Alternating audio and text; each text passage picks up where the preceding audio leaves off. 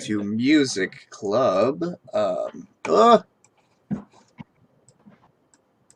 was the wrong. That was the wrong Google Chrome link.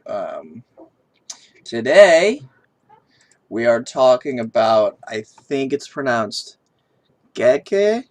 I don't know. By Altin, a Turkish rock band, Turkish Dutch uh, rock, psychedelic folk rock band. I selected it this week. How did I choose the album or why? I heard Gece Young Kandan in a DJ set, and I was like, what the fuck is this song? And I like looked at it was like a YouTube one, and I like went and found the song in the comments, and I listened to this album. I started listening to it, and I'm like, oh, this album is fucking good. I need to do this for Music Club. So I kind of saved more than just like the first and the last song, basically. For Music Club, I saved listening to the rest of it until this week. But that is how I found it. I think it's safe to say that neither of us had heard of this band previous to this. Yeah.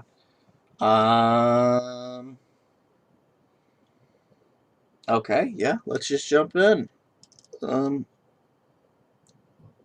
This album is a fucking banger. I loved it. Okay, so I didn't take that many notes, but one note that I did take was it's a very fun music, I think. Like, yeah, it's definitely got some of the like jam band swagger, and also just in that you can tell they are enjoying it a lot. It's very, very groove centric, which I think always tends to make stuff feel more fun, right? Because it's like playing with a repeating motif rather than like kind of following the well-prescribed path that you get with classical music or anything with a more narrative bent. Right. But, right. Yeah. My first thought listening to it was like, oh, this is like Turkish Jethro Tull. Sorta. Yeah. Yeah. Sorta. I in particular, like the first couple of tracks use a lot of the same like rhythmic and like harmonic more rhythmic stylings in general, because they're using the regional scales. Pretty heavy use of Phrygian dominant as far as I can tell, but this like use of the like kind of like marching like ostinato bass, just landing on quarters or landing on the offbeat, right, really consistently, is a very, very Jethro Tull move to create that kind of like march sound while also grooving around it. True. So I'm gonna guess that they probably listened to plenty of them, but again, I was far worse influences to claim. Yeah, I was reading on Reddit, on r/Turkey. I'm gonna post someone made about this. Apparently, they're heavily influenced by Turkish rock from the 70s, which fits, the whole time period that Jethro Tull was in and everything. So I mean, I haven't listened to a lot of Turkish rock from the 70s, so I really couldn't say like specifically. But apparently, it's a very 70s and 80s like sound that they're recreating. So the Jethro Tull influence is not surprising. And that kind of shows, because it seems like they stuck to predominantly like LCR panning, right? Like there was not a ton. It was very minimally produced, right? Yeah, absolutely. Like the production wasn't something where you like. It wasn't produced in such a way for you to like notice the production. You know what I'm saying? It was very Yeah, much so just like just standard stuff and then just sort of yeah, nothing and fancy. yeah, and some very very practical. I mean, some areas where it probably could have used a little more easing. There are one or two notes where like there are one or 2 points where I'm like, oh, they couldn't get the synth to sit in the mix because synths are just fucking loud and cover the Right. entire sonic spectrum, particularly when you let them do high range stuff. So they just panned it hard right. Yeah. And it's just, they're just like, we're just going to put it over there and that we don't have to EQ it. Right. Yeah. I mean, it probably is like how they stand in a live performance. I was trying to watch some live videos, but I didn't really notice, but that's probably how it's panned, I'm assuming, because it's like a lot of stuff gets its own space, like especially having the synth just in the right corner, it just kind of seems like a, I don't know. Yeah, and there's some variability there. Like they do move. There's one there. I did notice later on there was another track where I'm guessing they high passed it because you could still hear the guitar and shit in the Hmm. background, and they did move the synth to center. But yeah, just one or two places where I was like, oh, A, that's a lot of fucking reverb, and B, it's a reverb that you've panned hard right because it's on the synth. So on the one hand, we have this like what sounds like this cavernous space, and then there's just like kind of plucky guitar stuff going on. And it was an interesting contrast, but Yeah, yeah, for um, sure. but yeah, they're really good. It was very good. Um, I told Courtney that even though she couldn't come today, she has to listen to at least the last song on the album, but try to listen to all of it. Because I think one thing is like, well, one of the reasons I was excited to listen to this is because there's no English, right? It's not just regular American music that, I'm kind of tired with. Um, but like, I don't know. I don't even know where I was going. I just completely lost my train of thought. Um, I don't know. It's a banger. Just I like you could dance to this. Um, there's some slower stuff that I think they do the slower stuff well as well. I'm trying to remember the name of the song. I definitely have it saved. Um, Not that I'd be able to pronounce it very well, but yeah, Durdimi Dakursum. Um, it was a slower song, and it kind of surprised me um, that I like the slower stuff, and the two singers too. There's the male Yeah, singer and the female singer, and they definitely have a bit of a different style that each of them like gives off. I would say the more bouncy, fun, like party songs are the male singer, and then it yeah. seems like Whereas they she's got switch. kind of like a parlor vibe. Yeah, yeah, Yeah, yeah. She's definitely got more of like a. It feels like they found her at a jazz club type thing yeah. going on. Especially, Both. huh? Go ahead. Oh, um, yeah. I mean, there's even like that like spoken word song, which Mhm. I looked up the lyrics to that one. They're literally just talking about a girl named Layla, and they're like describing her. They're like, "Oh, your hair is so black, Layla," stuff like that. So that's literally what the song is about. It's just talking about how hot some girl is. And I'm wondering if that's a Clapton, if that's meant as a Clapton reference because he's got, it's not the same. It's not the same. Um, they're not like covering it, but Yeah, they changed it to spelling it with an E. But if they're particularly rooted in the '70s, having a song named Layla feels like that's a Clapton reference, even if their primary source material was more native to Turkey. yeah. I don't know. I don't know. Yeah, I'm not I that. definitely Go ahead. Go ahead.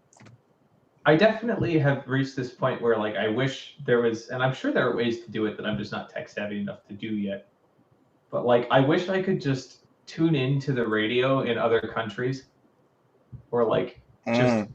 find out what's trending in other countries really easily. Because like, admittedly, like Trending, you can just Google it, yeah, but radio would be harder. but yeah, I've been on this. I've like. There's kind of a paucity of not a paucity. Yes, a paucity of like good, of at least notable, or like notably rather, Indian music on Apple Music at least. Mm. Like I've managed to find one U.S. Indian, not U.S. Indian as in indigenous peoples, but like guys from India, guys from the U.S. Right. Um, metal band that's pretty good, Ooh. but like I guess for me it's the sort of thing where it's like I'm wondering like when you go to an Indian restaurant, like what fucking station are they what are they listening to? How do they get how where are they getting all of the Indian pop music? Right. Because I can't fucking find it anywhere. I Right. guess I could probably just go for a YouTube playlist or something. Hold on.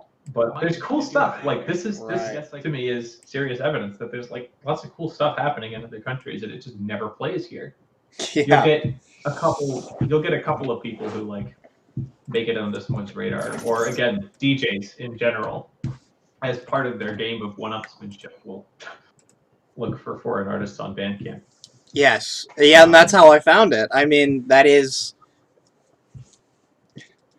how I found like, it, was through a DJ. So yeah, no, and that's I think it's they're doing everyone a service by pulling from other countries' yeah, reservoirs of music, but I absolutely. just wish it was easier for me to find something. Because again, it's like even looking at like fucking, I would say probably 70% of the like Indian folk music that I was even able to find on Apple Music is white people covering it.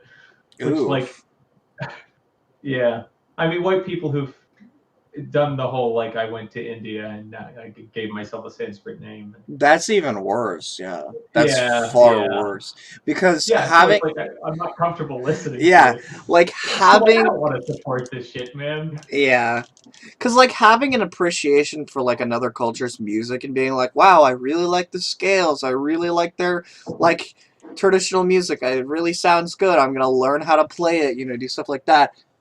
I don't think there's anything wrong with that. I don't think there's anything wrong with that. I think that even if it's like some instrument, because I know I've done like I did it like a R and Gatrum before, and I talked to some people about like Indian like they're like there's like certain instruments that they have, like this is a specific drum that like you play like this, and it's like bigger on one side, and it's like the most important instrument apparently, and but like it's like got some name, like I don't even know what it's called, right? Shambhala, I think. I I don't know, but like that's one of those things. If you learn how to play that drum, I don't think there's anything wrong with that. However, going over like I don't think that's like cultural appropriation, but however, going over there, you know, trying to Yeah. And for the yeah. record, I like as somebody who knows people who have taken names from like Hindu and like Mm-hmm. Tibetan Buddhist um, mythology, I think as long as you're developing an authentic relationship with that culture, like go you, right? But Right. It exporting it and commodifying it then Right. feels a little. It feels that's where it starts to feel Right. It's gross. like all the white gurus, who will like go to like they'll go to India or they'll go to Tibet or they'll go somewhere and they'll have some spiritual awakening and then they'll take the native religion and sort of twist it in their mind and then come back and like sell it, like use it to as capitalism capitalism it. Yeah. Um, Yeah.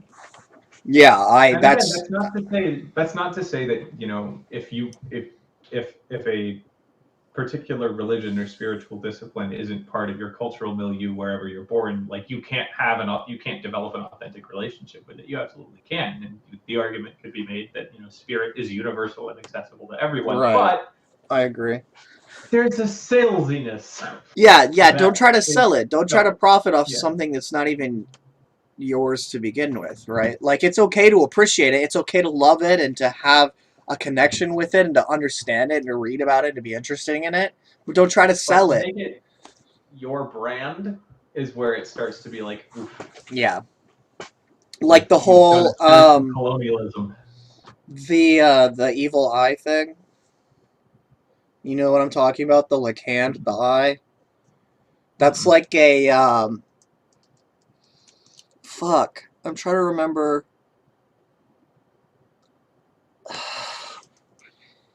I'm trying to remember what country, because I knew someone who came from that country and was telling me that that was their like cultural like beliefs, and now it's just like all over in like the crystal shops and shit. And like people don't even know what it means. They just think it looks cool and they like buy necklaces of it and stuff, but it's actually like a sacred cultural thing to them, and it's very like disrespectful. Um and Yeah, I think that's sort of what we're talking about. It's like it's not people having a genuine connection to something. It's literally like just some business that's just trying to make money off of something that looks cool, you know. yeah. And I think it's worth clarifying that, like, I think, I don't think that just because that, like, any particular religion or spiritual tradition should be exempt from satire and from like a utilization of their symbols in a subversive way. Oh But yeah. like, yeah, I think what we are talking about here is more like I reserve the same contempt for like the thoughtless use of spiritual symbols in crystal shops that I reserve for fucking televangelists. It's the same. Right. They're comparable It's phenomena yeah, to it me. is exactly the Because same. I like, agree. yeah, I think if we were to try to critique it by saying like, well, we can't take and use other people's cultural symbols, like then you and I are pretty guilty for our occasional use of subversive Christian imagery, right? Yeah, well, I was born But doing Christian, it with so artistic intent is different. That's true. But uh, doing it with artistic intent, right, yeah. and as a contribution to and participation in like a dialogue of meaning is one thing. Commodifying it without any thought for its actual origin is again All quite right. another. So Here's a good example. it's televangelists, but Here's a good example. Neon distributed. Genesis Evangelion uses so many Christian imagery as a deeper philosophical. It's hard to explain specifically in just a few words, but and it really does deepen the narrative. Um, however, that's it's a Japanese TV show full Yeah, written by people who have probably never been inside a Christian church. You know what I'm saying? Or at yeah, least probably aren't Christian themselves. I mean, there are Christian Japanese people. Christianity's been in Japan for hundreds of yeah, years, but um, there's not a lot of them. And but I like yeah, that. But also, it's easier for me to be like, hey, look at these people subverting something I'm extremely familiar with. Um, that's a good job. Versus something else where if it's something that I didn't grow up with, it might be harder for one to be able to tell where the line is. yeah, yeah. Yeah. But yeah, I think, yeah, bottom line, cultural exchange and dialogue is awesome Yeah. and should be celebrated, I think. And it's this sort of thing where like you'll even run into like, I forget. Oh my god, I forget what the frickin' example was. Oh, like there was a dude who basically achieved some amount of popularity because he had like learned a tribal song in, I want to say, somewhere in Africa, Mm. and had brought it back, taught it here, gotten some of the words wrong, right? And people came after him for cultural appropriation, but it's what was funny was that, you know, like an anthropologist went to this tribe and talked about it, and they were just like, he's singing our song. They were super happy to share it with the world. So again, like, they were just happy to see it, you know, see themselves showing up in any way. And one could argue that, you know, if you're not used to participating on a global scale, there might not be sensitivity to like how dangerous being misrepresented can eventually become. Right. But you get all sorts of interesting edge cases. Point being, is just don't commodify. And the difference here again being that this dude did respect and care about the source material. He hadn't perfectly learned. He had imperfectly learned it, but like, Right. it wasn't really. He wasn't like leveraging it for his own gain. Right. Yeah. Or pretending that he came up with it. That's a big one. That is a big one. Thank you, British people. They did tea and gunpowder, and you know. Yeah. Let's go to the list. What did you notice? Let's see. The synth solos just fucking do it for me. There's something about a very specific type of synth solo that just does it for me, you know? It just makes me excited. And this album is flowing with that type of material. There is quite a bit.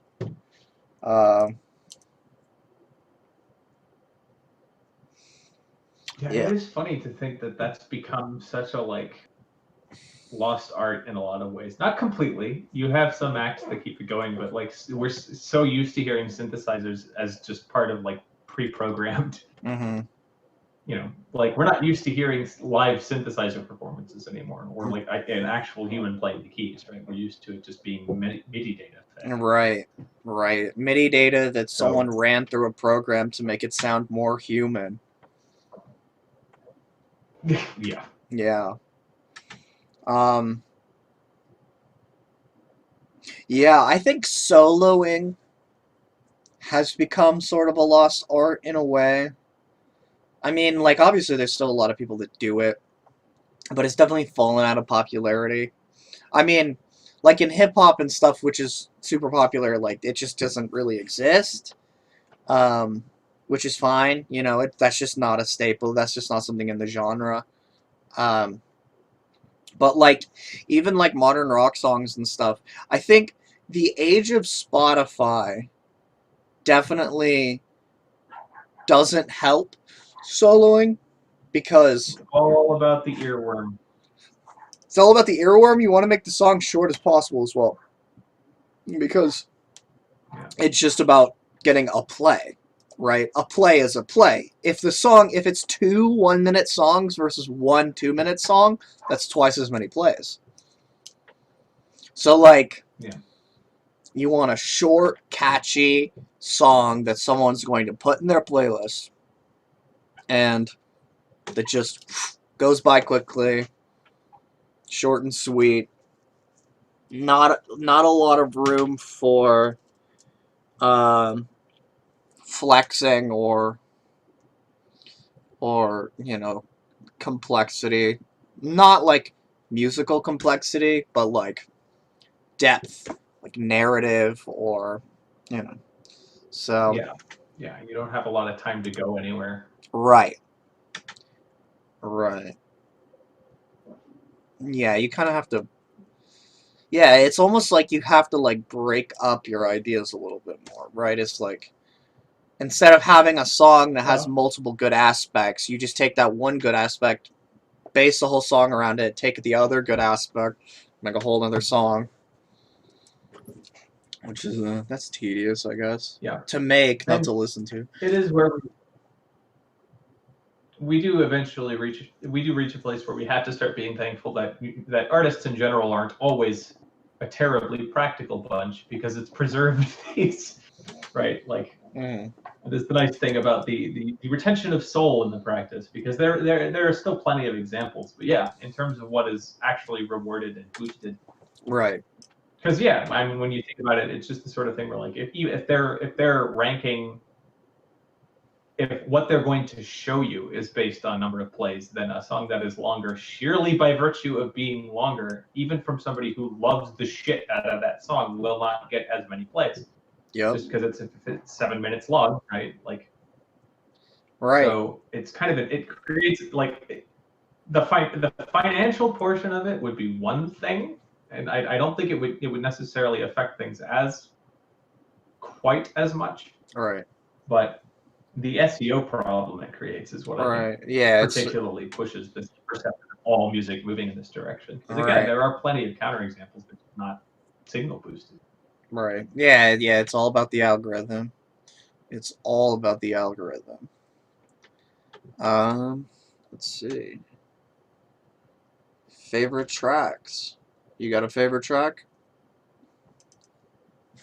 Oh God, that's hard.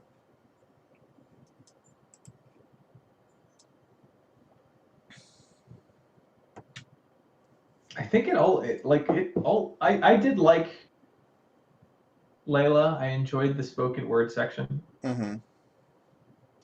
Just as, like, again, this kind of cool vibey, like, just different attitude. But there was so much on it that was cool. But it I think it, like, lulled me into a state where I stopped tracking the transitions between tracks quite as well as I could have. Mm-hmm. Because it does, I will say, it does feel like it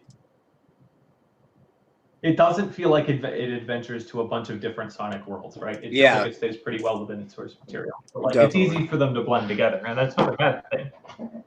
Definitely. Um. Yeah. For me. Derdimi. Joker sound. The slower one in the middle. Um. Great song. And then, of course, Gece, that song is a fucking banger. Like, that's on my, like, that A is the first song I heard before listening to this. Mm-hmm. But also, I just fucking, the synth solo and just that song is just so, like, jammy and just, it's just so fun. Um, it's definitely like a type of song that I like want to show to people. You know what I mean? Like, hey, listen to this song. It's so good. Yeah. Yeah. Yeah, it's just all around good vibes. I do. It's fun. It's kind of funny thinking, though, like, people talking about it owing this big debt to 70s music, because I feel like we ridicule Greta. I don't so much, but there's a very common attitude of, like, ridiculing Greta Van Fleet, right? Mm-hmm.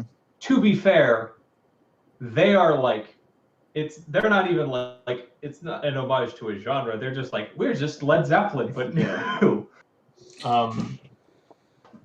So I suppose the specificity of their artistic influence is part of what people give them shit for. But it's funny. It's kind of, I wonder if there's any similar attitude in Turkey, right? Where it's like, they're just like, Yeah, why are you right. just resurrecting this early layer of music?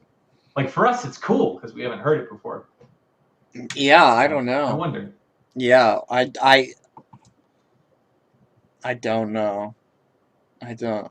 I Um, wish I could just walk into the, like, sonic equivalent of the Akashic Records and grab a bunch of weird cassette tapes.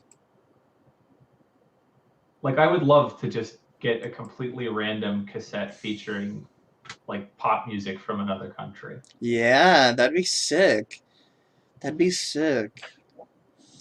Where's the sense of discovery? Everything's delivered to you by a fucking Right. Much more of Yeah, a thing and now. even Spotify algorithms and stuff, it's still like, oh, you listened to all this stuff. Okay, well, here's the other stuff that people who listen to all the same stuff that you listen to also listen to. So it's still like, And it's, yeah. It doesn't, it can have kind of an echo chamber effect. yeah, exactly. It doesn't, like, in one way, it helps you discover, like, genre staples and stuff that you may not have known about. Or even smaller bands within the same genre, or, like, bands that have, like, toured together or something like that. Like, they'll have a more common audience. But it doesn't go, oh, okay, well, you really like this band. Well, here is a Korean band that sounds exactly like this band. Like, it doesn't do that. Which would Yeah. be cool. Like, the multicultural, I don't know. I don't know. Yeah. Um, And I know like Kayla has done a good job of training Spotify to throw her plenty of obscure stuff, mm, but like I still like thinking back to the Two Fingers album we listened to, and just Eamon Tobin's career in general. Like that dude, his entire career got started because he had a massive record collection and would just sample, these bossa nova records that nobody really knew about and repurpose that music in interesting ways. And I'm not even going in with the attitude of wanting to sample stuff, although I absolutely would. But hip right, hop, right, has right. plenty of that tradition as well. And I'm like, where do those still exist now in a meaningful sense? Yeah, I guess to be fair, most of the artifacts of that era are like degraded to the point like the supply is probably diminishing. that's true. Um, yeah, I mean, vinyl sampling is less of a thing. Um, I mean, Yeah, like, just because you can jazz rap and digitalize hardware. stuff exists. Like, there are genres that are based on sampling, especially in hip hop. I talk about jazz rap specifically because that's just the one that I love, is, like, using jazz samples to, like, make hip hop beats. Like, I absolutely love it. Um, but, like, in hip hop, it kind of exists, but in other genres, like, yeah, like, it is, you know. Well, okay, that's not fair. I'm sure more people are doing it now than have ever done it in the history of the world. However, I just don't know who those people are. Yeah. Yeah, and we're seeing like a small cassette revival in like indie scenes, right? Like by a Yeah, dime for every Phoenix artist I've seen that's like started doing cassettes instead of vinyls, which yeah, yeah, definitely. Definitely. Easier to print, cheaper. Like, it makes sense too. And cassettes sound good. Cassettes definitely sound better than CDs. Um, yeah. And I think yeah, just the physicality kind of creates sort of a different relationship with it. right. Also, the, like, retroness is definitely, um, like, appealing to people. Um, I suppose that goes along with the physicality, is instead of having a digital copy, you have, like, a physical copy. Um, Yeah, it feels like it man, this is just like we're just having like an aesthetics conversation at this point. But it's like we can argue until the cows come home that there is no difference in content between a digital version of the Bible and a physical version of the Bible. mhm. But the experience of it creates such a fundamentally different relationship. Like, I guess because just having that like physical anchor and point of contact with Right. that nexus of ideas makes it feel like a part of your life more than these kind of non-local like yeah like I told Spotify I want it so it's on a playlist and it pulls it Right. down from the cloud every time where I have it stored on my hard drive, right? Right. It's But like there's having no I it's can't you're flip have to it's the like section of the hard drive. right. It's like having a book on your shelf. You know what I mean? Like, you can see it. Right. It's like in your physical world. And I think Yeah, the further we get into the digital age, the more appealing that's going to be. yeah, yeah. But Because, no good. and I guess it's almost like the fragility that makes it feel more special. In that, like, if I burn that book is gone, Right. right? Like, whereas I can, so long as the servers keep it up, and admittedly, like, we're gonna reach a point where, God, I'm wondering if there's gonna be like some fucking musical Kafka equivalent, right? Where like some guy dies and his family goes through his hard drive and he has like albums that he like never released, and then we release that stuff, and we just wind up with these sort of interesting artifacts pulled from hard drives and stuff. But you still run into the issue you run into there is, again, that's just much more data to sift. Right. So the I mean, likelihood of recovering stuff like that. that stuff does kind of happen. Like Michael Jackson is a good example. There was some unreleased songs that they put out after he died, and also what's his Yeah, but name? that's Michael Jackson, XXX right? Tentacion. They released an album after he had already died of stuff that he hadn't put out yet.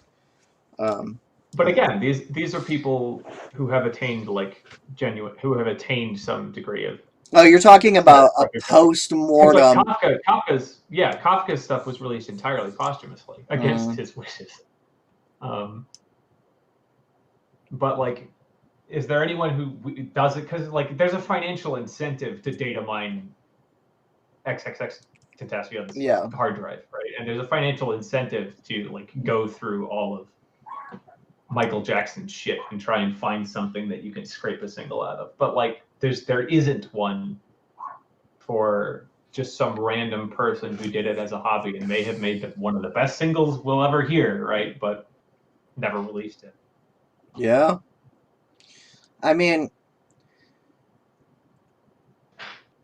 in this day and age, I suppose I just don't see music like that anymore. That, like, because to me, popularity is mostly about marketing and not about Yeah. having the best single ever. Like, sure, like, you need to be a certain amount of good to be popular, and Yeah. that's part of the marketing, right? Is you need Oh, people to I don't even go enjoy the ahead. experience of listening to you. However, I don't know.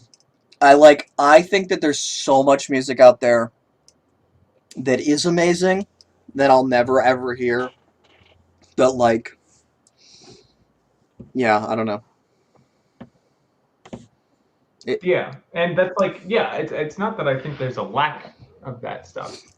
There's a lack of anything that brilliant, but I guess it is just like, I suppose it more reflects how like kind of starved for intimacy we are in this mm, era, right? Where it's like the desiring these physical points of contact with um, artists, even in the form of cassettes, just physical media, yeah, creates a sense of intimacy that just the bits on the hard drive don't. I think this could be unique to me, but like, I feel like no matter how hard you try, there's this always felt layer of separation through the internet, right? absolutely. Again, I'm sure there are people who will disagree with me on that. I know plenty of people who've had very, very fulfilling online relationships. I know people who've met somebody they go on to marry, but it is worth noting that they like did start occupying the same physical space eventually. Right. I mean, Um, it's on our instincts, right? Like, it's just, you know, to see, to smell, to touch. I mean, on the internet, we have senses that in which we can interact with one another, see and hear, but that's it. All of our other senses are just non-existent. Um, so, like, for someone who is primarily like an audio interactor or whatever, even though, you know, it's easier, right? But, like, it is still not the same thing in terms of personal relationships online, and, like, yeah. yeah, Um, and not good. I think I've brought this up before, but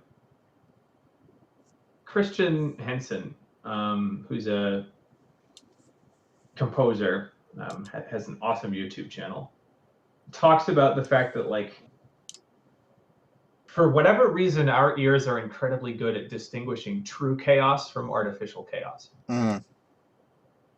And I think that's part of what we yearn for in these, like, analog physical mediums, right? Is that, like, if I listen to one song on the same headphones, on the same audio interface, off of the same computer, right? Or even off of different computers, just on the same headphones, on the same audio interface, it will sound exactly the same every time, Right.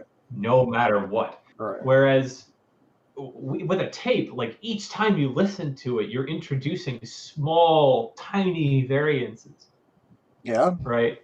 Like, just by like, even though we can argue that it's like, yeah, it's still going to sound pretty much identical from one play to the next, but over time that tape is going to degrade and warp, and the temperature can affect things, like. Yeah. And it introduces that, like, organic quality, because it's weird to me, on the one hand, wanting to, like, reject this, like, analog revival as this just sort of, like, hipster technophobic thing, but then also from, like, a pure animal place, totally getting it. Like, totally getting the, like, the felt difference between these things. And it just makes me wonder, is it just that, like, computers suffer from the supermarket effect, where they're like gateways to everything? They mediate every possible form of media consumption now, and that lack of specificity just makes them feel kind of bland and utilitarian? Or That what contributes certainly to that that? certainly contributes. That certainly contributes. I think another aspect of it is just consumerism, right? Is like it's easy. It's like when you need to sell a product, like people like to buy physical items that connect them to whatever their like consumer identity is, whether it be Yeah.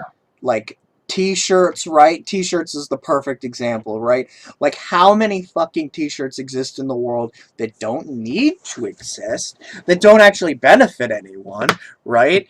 And there we have plenty of clothing, and like even aesthetically, maybe it doesn't look better, but you really like that band, and so you'd rather wear that band's t-shirt than some fucking Target t-shirt, right? And I mean, I'm the Yeah. same way, right? I'm wearing a Target t-shirt right now, but it has Sonic on it, so. But Yeah, and I, I have like 20 instances of the same black shirt, but yeah, but like still, like it is sort of a consumerist thing, and I think outside of a capitalist model, it might be different.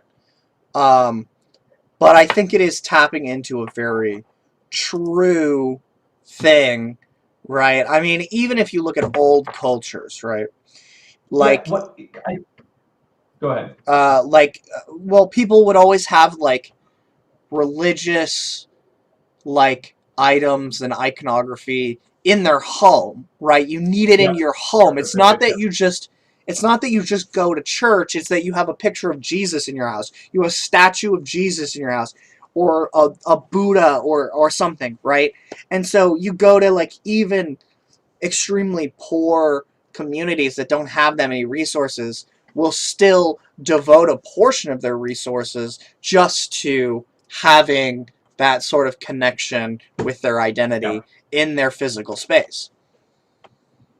Yeah, I think that's exactly the direction I was going to go with it, because Mm-hmm. I'm realizing, I think the fundamental distinction is the capacity for fetishization Yeah. in the anthropological sense, like Right. the imbuing of the spiritual, emotional, psychological characteristics of an idea into a physical object. Because I realize having all of your music on a hard drive is kind of like taking all of your religious iconography and shoving it in a filing cabinet. Right. Yeah. Like, and not displaying it. Like, it's never your only relationship to it, your only ability to recall it, is in your head. It doesn't feel like it's a part of your world It's not in tangible. the same way that the cassette Right. or the vinyl does. Like, those things can be fetishized, right? Can be imbued with the spiritual significance of whatever media they contain. And I think Right. that is the problem. It creates this sense of alienation and like just like kind of just immaterial, insubstantive quality when it's just on a hard drive or on our phone, because again, we don't, it's non-local. We don't know where it is. We don't know where it lives. And Yeah. like part of the reason I'm amazed that it took me as long, given the amount of like hypnosis coursework that I've done, to like put these two things together. But like the cross, like, and religious relics absolutely work as like just cues Mm-hmm. that remind you to engage in whatever like religious trance or um, whatever kind of experience you want to be able to repeat Right. or evoke. They're just there to remind you, like a fucking sticky note. That doesn't make them less powerful, but like I've finally started to realize what the purpose of all those things is. As somebody who is always like, man, why do people need these? I'm like, oh, because you can only store so much shit in your head, and all of the shit in your head it just doesn't feel as real and as accessible as the physical object. Right. So. Absolutely. The Word made flesh. Um. Oh, and yeah, the last thing is that if you forget that you have a piece of music on a hard drive, congratulations, you're never finding it again. That's not necessarily true. It depends on how you organize. Yeah. Okay? Musicians out there, organize your fucking files. Yeah. Do it. Just do it. But Just do it. I promise. Promise. Make separate folders. if Timestamp I them. forget the cassette tape, it doesn't cease to exist, and That's true. presumably I will be reminded of it. And neither did the bits on the hard drive, but it's much easier to misplace. Yeah, you don't Because go again, through the old hard process is drives, right? fundamentally different. It's like I mean maybe Like, you go through old hard drives, but like you have a cassette tape, you lose it in your room somewhere, you're cleaning your room, you find it, right? Whereas a hard drive, you just delete the fucking hard drive, that's it. Like you just yep. delete the folder, it's gone. You're not really like going through everything one by one. I mean, maybe you are. Maybe some people do. Yeah. But I mean, God, if you generate data at the rate I do, that's like impossible. Yeah. Um, Yeah, you want to go through terabytes of images on your own? Go for it. Go for it. That's a huge waste and of time. yeah, I mean, not that that's not what I do every fucking day on Instagram. Actually, now that I'm thinking about it, just scrolling through terabytes worth of images that my brain doesn't commit to memory, like at all, pretty much. Like it's just literally just dopamine drip. yeah, just like titties and shit. You know, I shouldn't say that. Most of my Instagram, I used to just follow a bunch of models and stuff. Most of it's art and other people that are interesting, whatever. It's um, Yeah, I guess fundamentally it's just the potential for rediscovery, because it's like yeah, if I forget where that music is in my computer, I'm kind of fucked. right. Or if I forget about it, I'm kind of fucked. Whereas with even just having the cassette, there's a chance that I will re-encounter it at some point. Yeah, absolutely. And, you know, another aspect is even on just a more simple aspect, sometimes you just want to have physical shit to show off. I mean, you know, you want to have your friends over and you know, you want to have them see the fucking cassette and, you know, it's like and there's nothing wrong with that. It's the same thing with t-shirts. Sometimes you just want to be the guy wearing a cool band t-shirt and then that's fine. That's cool. Like they've done like psychological studies. People will behave in this way at every level. I mean, it's the reason why people spend so much time and effort on their World of Warcraft outfits, right? Like something that's completely intangible, but like because other people can see it, because you can show it off, right? You will Yeah, put more effort and more thought into it simply by yeah, nature of being human, right? We're social creatures. We want to show off our shit. yeah. Yeah. Yeah. It has almost nothing to do with Altin Goon, but There's only two of But I us. think, So yeah, there's two of us, and I think it is a good it's conversation. spawned a good discussion. Yeah, Yeah. absolutely. It's a great discussion. It's a great discussion point. Yeah, absolutely. Let's see. It has been 50 minutes if we want to do ratings. We don't have to end it, but we could do ratings. Yeah. I guess I'll go first. Listenability.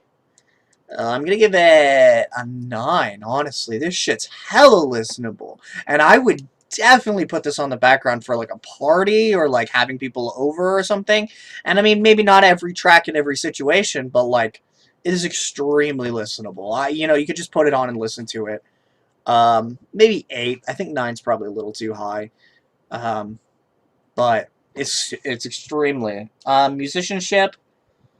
I'll give it an 8, maybe a 7. Um, uh, it's very good. They do a lot of really fun and cool stuff. I'm not like blown away by any one particular aspect of it. Like I'm not like, holy shit, that's the best guitar player I've ever heard. But it doesn't need to be. It's not that kind of music, and they have great solos, and they have great, all this kind of stuff, and it's, they do exactly what they're trying to do. Weird factor. That's a tough one because it's Turkish. It's weird to me. But is the music that weird? Not really. And I mean, it even feels familiar to me, who is not Turkish. So I'm gonna say the Yeah. weird factor is pretty low. I'll give it a 4. Though the only reason it's even that high is because it's not in English. Um, Album cohesion, 8. I don't really have much to say about that. Just feels cohesive. It's not. There's nothing fancy about it. It's not thick as a brick. It's Yeah. not effortless transitions in between songs or anything. But not. I shouldn't say effortless. Just no thought in between the two transitions. I don't know what the word is for that. And yeah, I'll save the overall. You can go. I think I'm pretty much with you, like tit for tat there. Um, I was thinking 8 on listenability as well, and that Mm-hmm. like it's super. You can just put it on, but it's not the sort of thing that it's like I can just listen to this for an entire day Yeah. No. and nothing but this and be Yeah. okay. Aren't a ton of albums like that, period. But Yeah. again, that's why you know. Musicianship again, yeah, I think an 8, like I think a 7 is fair, because it's good. They're all super competent. They play together really well. Mm-hmm. But yeah, there's nothing that I'm like this needs a Joshua Bell type. Mm-hmm. This needs a fucking. There's nothing virtuosic, which again, it doesn't have to be anything. It's still good, well executed music. Um, yeah, and then yeah, I'm again just with you all across the board. I think the 4 on weird factor makes sense because Yeah. yeah, the fact that it does feel familiar. Again, the fact that I'm just like, oh, this feels like Turkish Jethro Tull, right? Yeah. Although again, it's funny considering that we gave Thick as a Brick, I believe, pretty high weird factor ratings. I know I went significantly lower than you and Brian did on that, but Yeah. I mean, context is important, I think. yeah, Context, I would say, in terms of weird factor, context is literally everything. Because weird yeah, factor is just comparing it to other music. Um, yeah, so. yeah, and considering the time period is definitely important. Mm-hmm. Um, yeah, and again, cohesion also right with you there. It's an 8. I think it hangs together really well, but it wasn't constructed with like it's not a single edifice, right? It's a bunch of similar themes, a bunch of music that Seamless. fit together nice to each other. Seamless was Seamless. the word I was looking for. There's no seamless transitions. But they're fine. It's good, yeah. Yeah. Yeah. Overall, I'm gonna give it a 9. I loved it. I thought it was really good. It's one of my favorites that we've ever listened to in Music Club. It jams so hard to it. And I think it's Yeah. partially because it's like foreign, right? It's Turkish, and I was able to enjoy it so much more than I thought I might have been, that I'm probably rating it higher than I would have been if this was the same thing but just American. Yeah. Yeah. I mean, just the difference in harmonic vocabulary makes it huge. Oh my god, yes. That's true. Just very, very refreshing. That's true. Um, I'll go with an 8 on overall. I also really dug it. It just, yeah, I feel like there's got to be so much. I remember I nearly went on like a. I remember going on like a brief Cambodian metal kick. Maybe you can follow that up. Yeah, Yeah. I but mean, we. it makes me this stuff like it's 8 in that it's like it's really good, but I also am 100% confident that there's like other music from elsewhere in the world that's even like more like knock your socks off level. Oh, yeah. Oh, yeah, sure. And I want to go find that shit. Absolutely. In fact, Like, even the stuff that we consider really good here has Mhm. gotten to the point that like there's like a very uniquely American, or I guess even Western, Yeah. predominantly Western sense of what constitutes really good music, and I'm bored of it for the most part. Yeah. Yeah, I I want mean, to go I like, do think if you want to say Western, I would say I think European music is different from American music, aside from maybe British to American. But yeah, like, you listen to some French or some German or some that's true. some Eastern European type stuff. It tends to be different. Um, so I don't know. That's true. I guess it's like English speaking. But America is also like the entertainment capital. So like Yeah. American media is like influential on everything. So But yeah, point being, I want to find like bangers and unique voices from other countries. yeah, With pulling from different cultural wellsprings. absolutely. If you can find some of that Cambodian metal or anything, definitely throw it in the queue. We don't even have anything for next week. Brian said he's going to put something in, but he hasn't. So if you have anything in mind, I'll see if I can find something then. yeah. Maybe with the resurrection of the music club, we're gonna start doing globe trotting stuff. All right, globetrotting stuff.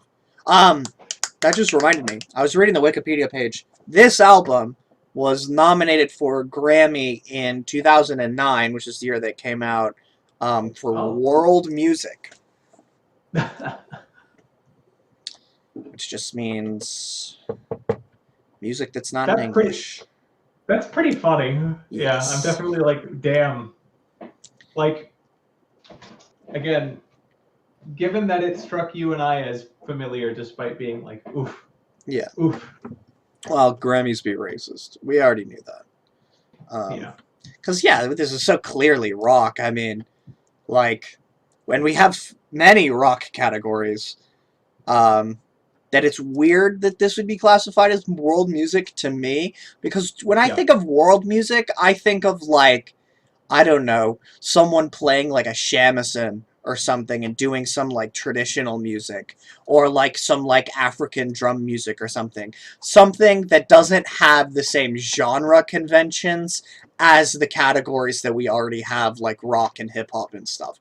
You do, that's to me what world music is, right? This to me is not world music. It's just rock. It's like psychedelic rock. So, Yeah. eh, I don't know. I don't know. Yeah. But yeah, Yeah. good pick. Thanks for bringing it up. Yeah. It's refreshing. Yeah, absolutely. Let's finish off with recommendations. Would you recommend this album? I Oh, would. totally. Um, Yeah. what album would you recommend that is like this album? And, Let me pull up the Reddit post because and I actually think the best way you could recommend this album was kind of the way you suggested. I feel like I would smuggle it into people's awareness by just putting it on at a party so that mm, people could ask about it. Putsucha Gisi Yon Kanban. That's the song. Yeah. Because, yeah, it's like, it's good. It's quite good, but it feels like it's good in a way that you kind of like. Admittedly, I very rarely recommend music to people, period. Yeah. but it's the sort of thing where it's like usually if I'm going to recommend something like if I get a recommendation, I expect it to be something like really unique and weird. Mm-hmm. Whereas this is just really good music, right? Yeah. So I think it's the sort of thing where I would introduce it by just putting it on, because otherwise, like asking someone to dedicate a listening session would be like, yeah, this is really good, but let's like. Right. It's not like you have to do mushrooms, right? Right. Yeah. Everyone should do mushrooms at least once. It's not like a huge mind expander, but it is really good. Yeah, it's just like a hey, check this out. I would say, Yeah. you know what I'm saying? It's just like a you're in the car with your homie and you're like, I'm gonna put on a song and I want you to tell me what you think. Yeah. Yeah. Let me see if I can pronounce these bands correctly. Be fair to me. If there's any Turkish people that watch this, please be fair to me. Kurtalan X Express. Oh, it might be like Express. Yeah. Mogolar, Boris Monko, and Erkin Kore. I will post. I post this stuff in the description. It's fine. And I'll post it in the Discord as well. So I might try to check out these bands. Um, just because I'm interested. If it's more like this, then I'm into it. So also let's look at these lyrics for Sutragisi Young Kondon because apparently it doesn't make any sense. Sutragisi Young Kondon means her broom is made out of clover, which normally the broom is made out of broomweed, which is quite tough, yet the clover is soft and you can't make a broom out of it. So the songwriter is saying she's delicate, but ironically. Interesting.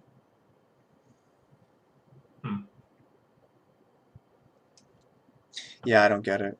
But, I mean, I kind of get it. But apparently the lyrics don't make sense. Okay. She is quite slender, slim-waisted. You surprised me. You made me fall in love. Love makes men cry. Problems make men whine. That's all the lyrics.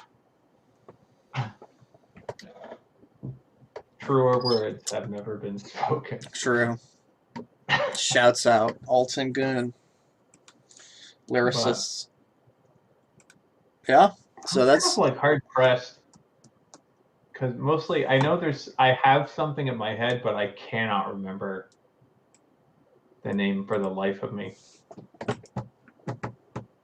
Is there any way for you to be able to recall any of it? Like, not necessarily in your brain, but like, is there I anything know that you could type into Google that might come up, or like? it's I know that generally whatever weird scraps of data I retain usually aren't conducive to good Google foo, because I think it was produced by a guy whose whole shtick is he basically travels the world and works with local musicians, Mm, which again is treading the line a little bit, but he credits them and yeah, and I presumably mean thinks it's that the what local the album. musicians that are doing their. I like that more because A, you're featuring like musicians from other places, and B, it's not you attributing Yeah, it to I mean yourself as and he still plays and like does some songwriting around it. right. But I forget. I think God. I almost want to say, oh, there's so much information. Like, because if I remember correctly, he was part of like some fucking punk outfit and then just said fuck it and started traveling the world and just working with people he finds. And I think he releases the albums based on the name of the place he's in. Mm. If anyone, like, at any point watches this and knows Yeah, who the fuck definitely. I'm thinking of, Drop it in please. those comments because we want to know. What I do remember is that the music wasn't outstanding, but it was cool as a project. But it also might be better now than it was to me then, because I was, I think I was in like a depressed, like Mm. everything is boring phase, and so the anhedonia may have played more of a role in my experience of that music than the actual quality of the music itself. That makes sense. Oh my god, I'm pissed that I can't remember it. I'm pissed that I remember the story about this shit, but don't remember the name, don't remember.